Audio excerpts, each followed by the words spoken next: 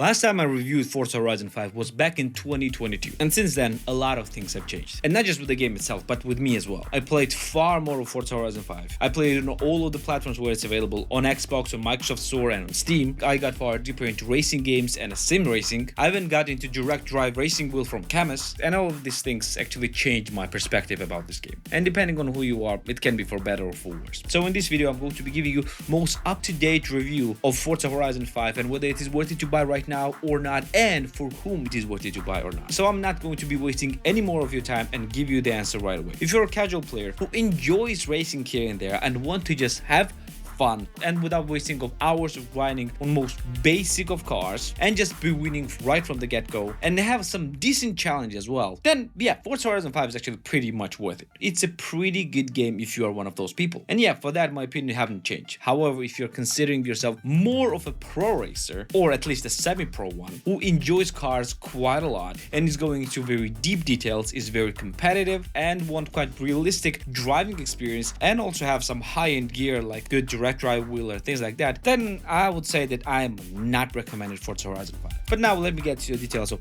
why I think like that. And this video is sponsored by this channel's brand new sponsor, Instant Gaming. If you want to get best games for the cheapest prices, no matter it's on a PC, PlayStation, Xbox, or Nintendo consoles, and you don't want to wait for any sales, Instant Gaming is the way to go. And I also partnered with Instant Gaming for epic giveaway of any game of your choice in the description down below. So click the link in the description to take part in there. And also every purchase that you make on Instant Gaming through my link will help the channel as well. So click the link in the description to get the best games for the best prices. Now back to the video. Now for the ones who doesn't know, very shortly I'm gonna explain what Forza Horizon 5 is. At least how I see it. Forza Horizon 5 is an open world racing festival game. I would not call it strictly racing game because there are a bunch of smaller other things that this game actually provides you. But yeah, mainly it's a racing game. You play in a Horizon festival, which this time in 5th installment is happening in Mexico. And you are a star of the show, and your goal is to go through the different events, unlock different cars, and just all over enjoy the festival. There is no real career of the game that you progress through from the beginner to the pro racer, because everything is pretty much unlocked right from the get-go. And the things that are not unlocked is unlocked very quickly. Like for example, it will take only few hours of actual playing to unlock the end game races. So game is actually created to give you an open world sandbox for your racing. And it actually shows, because it's incredibly easy to unlock different cars and to gain credits and things like that, because game is giving you rewards from all over the place, no matter whether you're actually winning or losing. Because yeah, game is not really centered on winning, because yeah, you're kind of like a winner right from the get-go as you start the game, because you are the star of the Horizon Festival. And that's why I'm recommending this game for the casuals. This game is just very easy to pick up your controller and just to play. You have your large open world, which is unlocked right from the get-go. There are no locked places. You pick the place where you want to race, you go there and you start the race. And in most races, absolute majority of the races, you're not even limited with the different types of cars that you can choose. You can race with any car anywhere. If it's an off-roading race and you want to race in a supercar, you can actually do that. If it's very long circuit race, you can choose the most basic retro cars that can barely get to 100 kilometers per hour. And you are actually not restricted to do that. There are only few different things where you have actually limitations with your cars, but absolute majority of the game, you are free to do whatever you want. And this freedom is very good for casuals and for the people who just enjoys racing game casually. Also, the difficulty of the game is quite simple, to be fair, no matter what level you are playing, because everywhere you have actual rewind button. And rewind button basically fix your mistakes button. No matter what you do, you can always press this rewind button, get few seconds back, and do things otherwise. You can press multiple times. So you can actually fix quite a lot of your mistakes and basically win on almost any difficulty level. And don't get me wrong, it's not necessarily easy. There is some bit of challenge on higher difficulty levels, but there is also higher rewards for that as well. And it's a casual's paradise. But where game fumbles very deeply is if you are going to go deeper. First, if you are a sim racer and enjoy some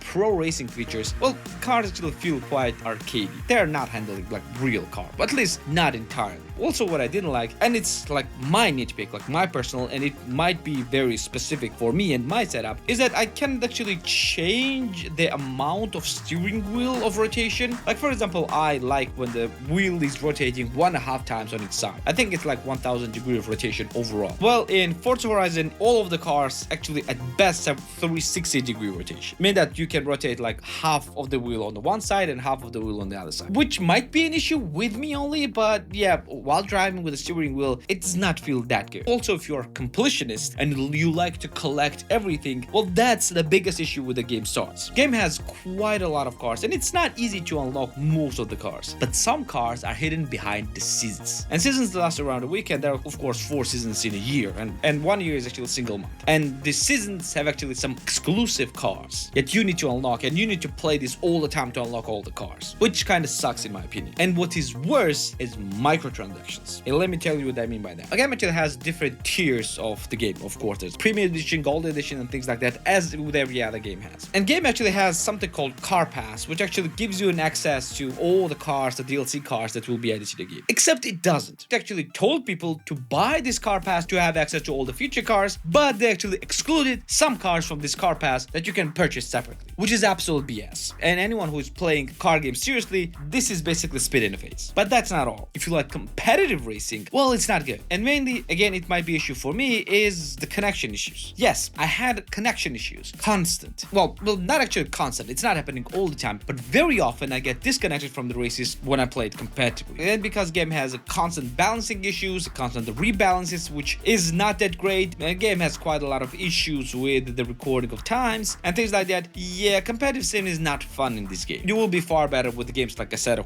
or maybe even Forza Horizon 4. Also, games world feels quite, well, dull. If you're playing casually, you won't see that because you are not playing this game enough. But if you're playing this really well and really competitively, you will see this world is, well, basically the same almost everywhere. And there is no unique traits that this game has over its predecessor. And it shows the most in the seasons. Because yeah, unlike the Forza Horizon 4, which introduced seasons, which has quite distinct seasons, here seasons are basically the same. I really struggle to see the differences except for occasional storm and maybe a little bit of snow on a single mountain in the game. So yeah, there is that as well. But a lot of things can be forgiven if the price is right. So how much game actually costs you? Well, game's base price is $59.99, well, full $60 game, but the lowest price it has ever gone was $29.99 with a 50% sale. But if you missed the sale and still want to purchase the game, you can always purchase the game on Instant Gaming for just a little bit more than that, and you won't need to wait for the sale. But where to buy the game is also very important, and it's important because of cross-saving function. If you have this game on Xbox and want to switch to PC or vice versa, only way to have the same save game is if you have purchased the game through the Microsoft Store. Because if you have a Steam version does not have any type of cross-save because Steam is completely separate. Despite that you need the actual Microsoft account to play the game there as well, your save game and your cars and anything will not be carried over to the Steam, which I learned the hard way. So overall, for what prices do I recommend this game? Well, no matter whether you are casual or the serious racer, do not get this game for the full price. You can always wait for the sale, or if you do not want to wait for the sale, you can always get it on Instant Gaming. Yeah, and if you're a serious racer, just to go to the games like Acer or even go to the Forza Horizon 4, because I think it's a little bit more of a complete experience than FH5. And just in case if you want to watch my Forza Horizon 5 review, you can watch it right here. This is an older review, but just in case if you want to see my older opinion, or if you want a list of 27 best racing games, you can watch it right here. And this will be it for today, and I'm gonna see you in the next one. Take care.